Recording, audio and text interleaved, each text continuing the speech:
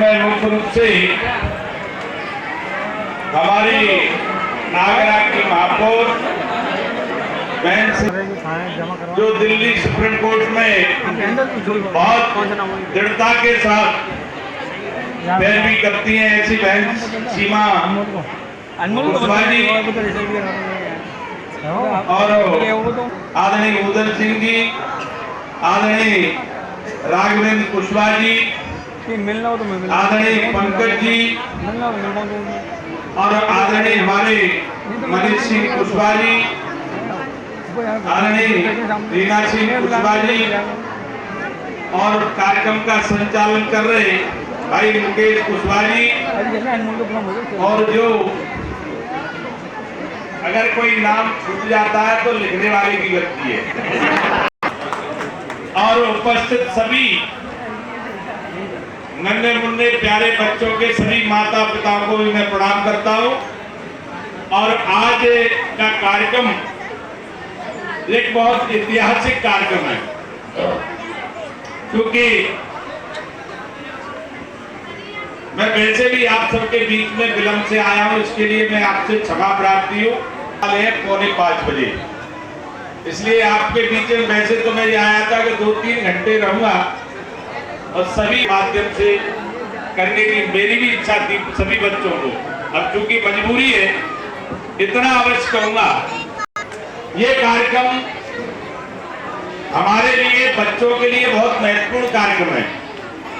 बच्चों ने जिस तरह से लगन से परिश्रम के साथ जो पढ़ाई की, आज ऐसे प्रतिभाशाली बच्चों को मंच के माध्यम से सम्मानित करने का काम किया जाएगा।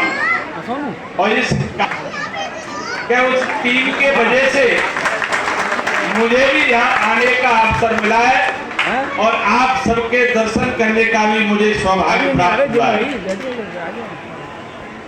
जैसा कि हम सब अच्छी तरह से जानते हैं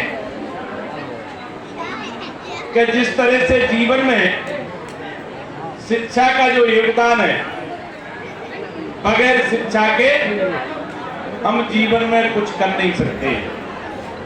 शिक्षा हमारे जीवन के लिए बहुत महत्वपूर्ण है और शिक्षा की वो जड़ें गहरी होती हैं।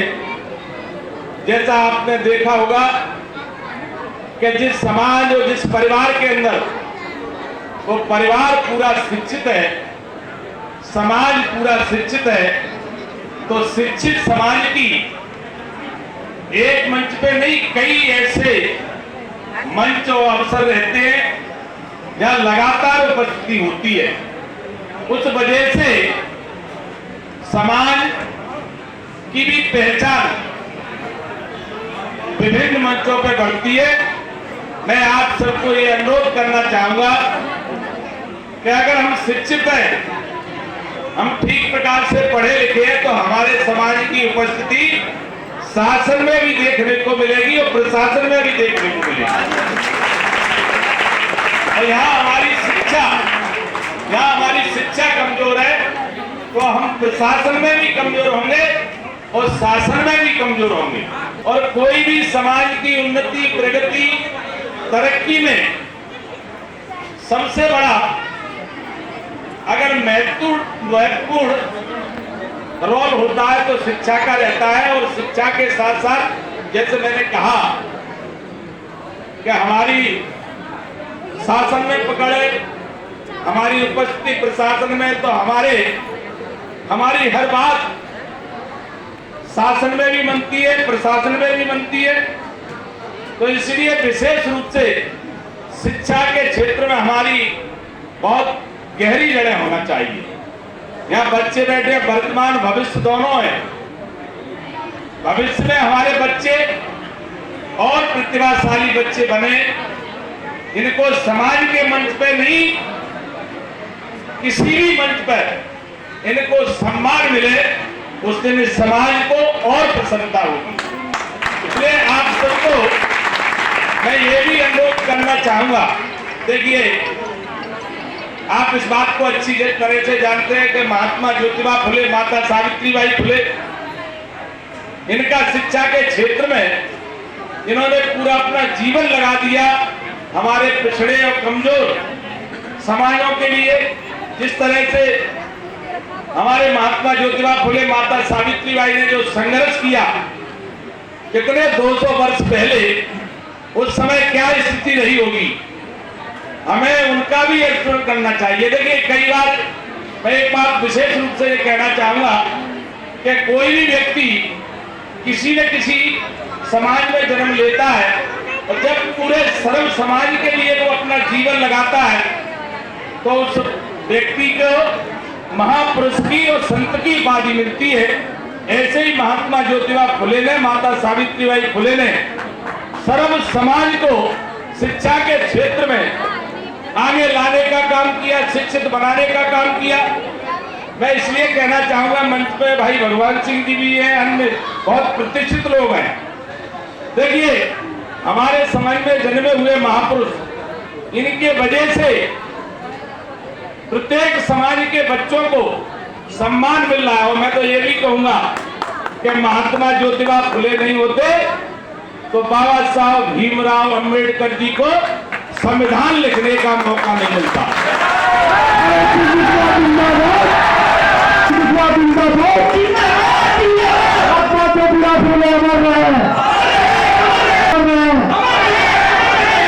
इस समाज ने जन्म लिया, ये हमारे लिए गौरव की बात है।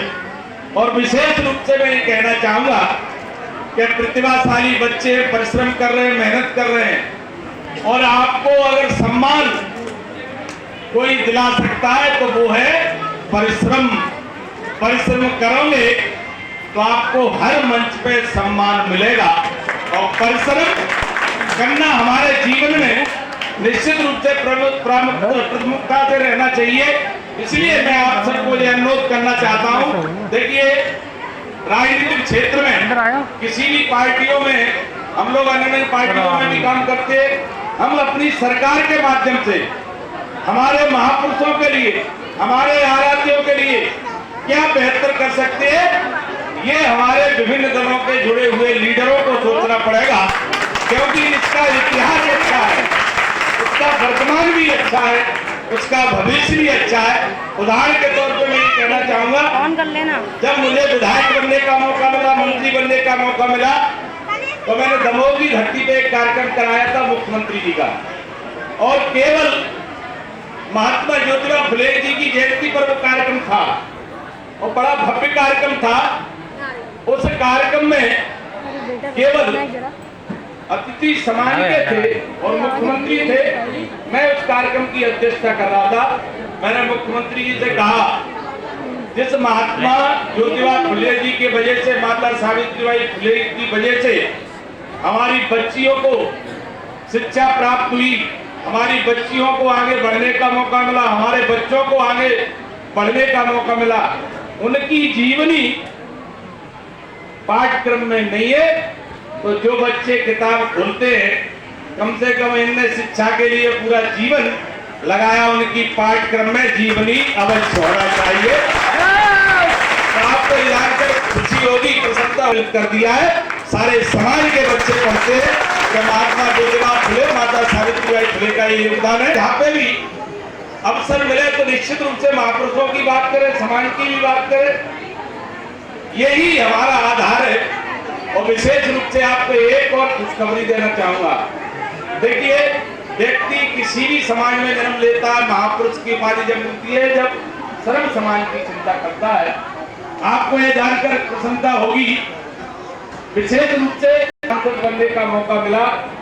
मैंने प्रधानमंत्री जी से भेंट की और एक लिख के पत्र दिया कि महात्मा ज्योतिबा फुले, माता सावित्रीबाई फुले का इस समाज, पिछड़ा कमजोर समाज के लिए बड़ा योगदान रहा है।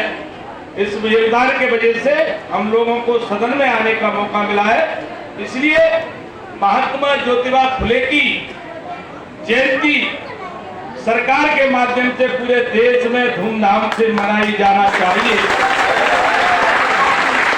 आपको जानकर प्रसन्नता होगी, प्रधानमंत्री को लाल किले से ये घोषणा की है कि महात्मा ज्योतिबा फुले का इस समाज के लिए कम योगदान नहीं है, उनको कम नहीं आंका जाता, उनके संघर्ष को कम नहीं आंका जा सकता है। प्रधानमंत्री जी ने लाल किले से कहा है कि 200वीं जयंती महात्मा ज्योतिबा फुले की आने वाली जयंती पूरे देश में सरकार के माध्यम से धूमधाम से मनाई जाएगी। इसलिए मेरे युवा साथी यहाँ बैठे हैं, विशेष रूप से बच्चों से अनुरोध करना चाहूंगा, आपके अंदर संघर्ष करने की क्षमता है और आपके अंदर अटूट क्षमता है। आप अपने आप को पहचानते जाइए, ऐसे ही शिक्षा के क्षेत्र में परिश्रम करिए, वो दिन दूर नहीं रहिए कि विभिन्न क्षेत्रों में आपको सम्मान तो मिलेगा।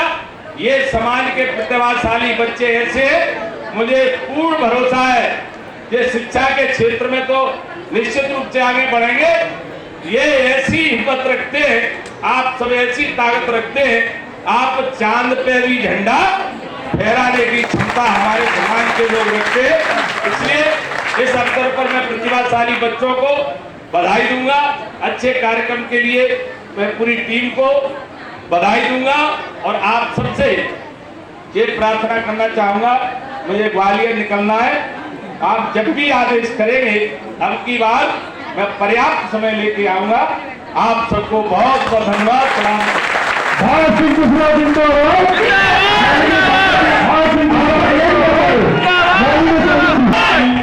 फोन नीचे करना यार, ए भाई फोन नीचे कर लो यार।